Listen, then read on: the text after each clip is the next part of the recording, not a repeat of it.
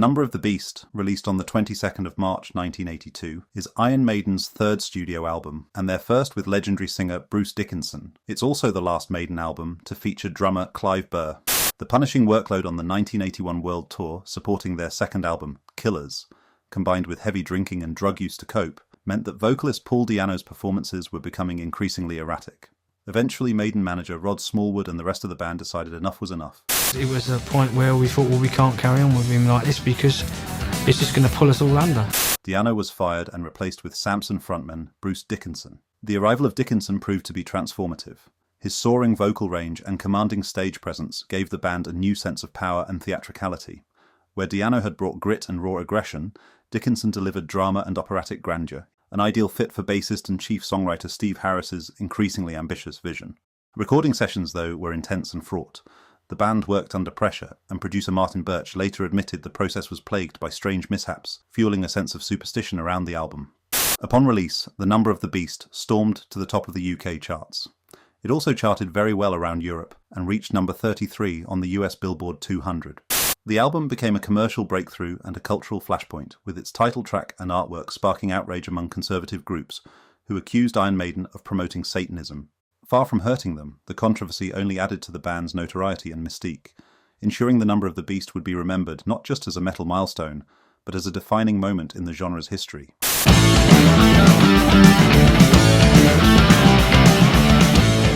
Invaders kicks off side 1. Steve Harris had already written one Viking-themed song, called Invasion, which was released as part of the Soundhouse tapes in 1979, and later on the B-side of the single Women in Uniform. This song is basically an extension of that. It starts off really well, with a great drum intro and catchy riff. The verses and solo are good, Bruce sounds great, but the chorus just doesn't quite do it for me and brings the song down a bit, which is a real shame. Harris later noted that they should have had a stronger opener, but didn't have enough time in the studio to come up with a better track.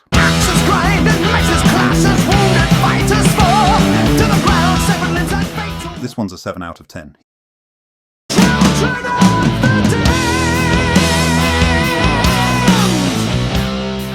Now this is where things take a compelling turn for the better. Slowing the pace down, Children of the Damned showcases Maiden's ability to combine brooding atmosphere with explosive intensity.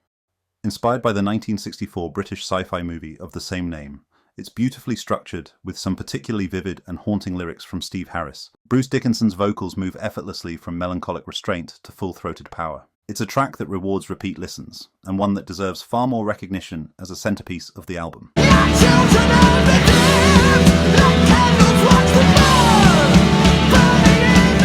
For me, it's a 10 out of 10.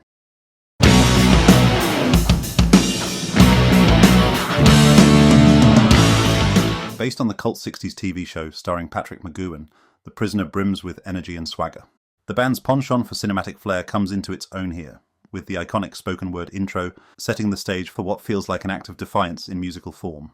The driving riff and infectious chorus are tailor-made for a live audience, and it perfectly balances Maiden's storytelling and metal ferocity. I'm a prisoner, I'm a free man, and my blood is my own. 10 out of 10.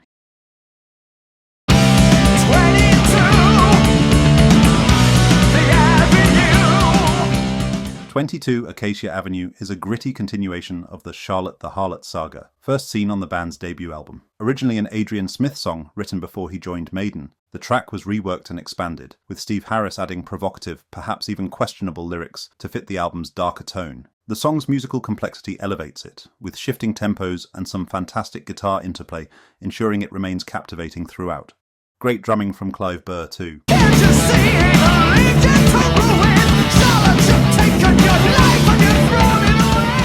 It's another 10 out of 10. I left alone, my mind was blank. Side 2 launches straight into the title track, which is nothing short of legendary, and with good reason. From the sinister narration at the start to Bruce Dickinson's now iconic scream, it's a heavy metal masterclass. Inspired by a Steve Harris nightmare and the 1978 movie The Omen 2, the song weaves apocalyptic imagery with blistering riffs, killer bass, and fantastic drumming. Released as the album's second single, The Number of the Beast charted at 18 in the UK. Subsequent re-releases in 1990 and 2005 reached even higher, with both climbing to number 3. The song has been played live more than any other except their eponymous closer, but it never gets old and is still a quintessential Maiden track. 666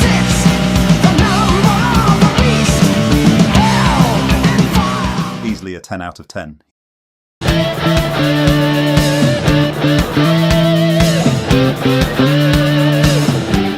Another undisputed classic, Run to the Hills, is Iron Maiden at their most anthemic. The galloping rhythm and soaring chorus are undeniably infectious, and the song's historical narrative, tackling North American colonization from opposing perspectives, adds unexpected depth. Released as lead single for the album, the track hit number 7 in the UK charts, while the 1990 re-release reached number 3. After drummer Clive Burr revealed he had been diagnosed with multiple sclerosis, Run to the Hills was re-released again in 2002, to help raise money for the newly created Clive Burr MS Trust Fund. It's the kind of song that feels built for arenas, a rousing, fist-pumping crowd pleaser that encapsulates the spirit of the genre. Run to the hills. Run for your life. You guessed it. 10 out of 10. Shadows, we hate you, but also be brave. You're running today, maybe tomorrow you'll be safe. Gangland is considered by many to be the weakest link on the album. To be honest, I actually prefer it to Invaders, though. The band have expressed regret at including the song instead of the admittedly superior Total Eclipse, which was instead used as the B-side for the Run to the Hills single. For the 40th anniversary reissue of the album, Maiden actually took the decision to correct that mistake. Written by Clive Burr and Adrian Smith, it suffers mainly because the rest of the tracks on side 2 are all absolute bangers. It's still a really solid tune though, with a fast tempo and some great jazz-inspired drumming.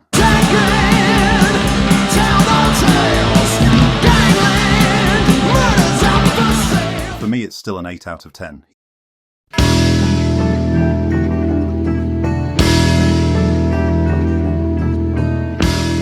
Hallowed Be Thy Name can only be described as one of the greatest heavy metal songs ever written. It's an absolute masterpiece, combining introspective lyrics about a condemned man facing death with one of the most stirring musical builds you'll ever hear.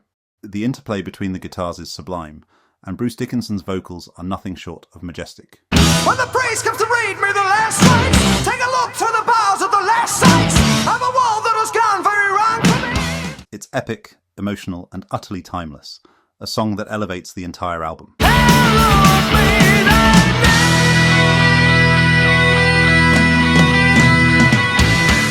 name. Without question, it's a definite 10 out of 10. Sunrise is gone. As Total Eclipse didn't appear on the initial release, I won't be including it in my overall score.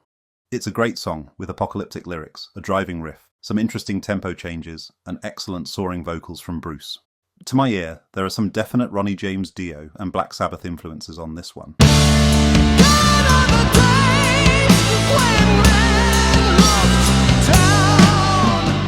9 out of 10.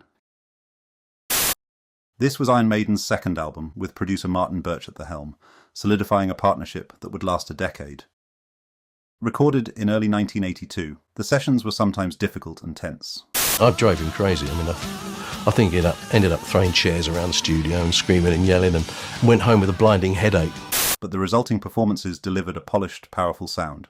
Added flourishes, like the spoken word intros on the title track and The Prisoner, along with atmospheric layering in songs like Children of the Damned, give the record extra depth. These elements, paired with Bruce Dickinson's commanding debut, helped establish the album as a landmark in heavy metal production. It has to be a 10 out of 10. The cover art for The Number of the Beast is an absolutely iconic piece of heavy metal imagery, featuring the band's mascot Eddie as a puppet master controlling Satan, who in turn controls a smaller Eddie. It perfectly encapsulates the album's theatrical and rebellious tone. The vibrant colours, dynamic composition, and surreal sense of chaos make it instantly memorable. It's a visual representation of the album's themes, dark, dramatic, and unapologetically bold. Having said that, it's not flawless. Derek Riggs only had very limited time to complete the artwork, and wasn't 100% happy with some aspects of the finished image. In particular, the devil's wings don't quite work. They're meant to be composed of smoke and lightning, but get a bit lost in the background. Speaking of the background, it was originally printed in blue, but was actually supposed to be black. This was rectified on subsequent re-releases. It still looks fantastic though, so 9 out of 10. The Number of the Beast is an album that has become synonymous with heavy metal itself. While not every track is a flawless gem, its high points are so extraordinary that they overshadow any minor shortcomings. It's bold, theatrical, and uncompromising, blending technical brilliance with unrelenting energy. A true classic. Definitely a 10 out of 10.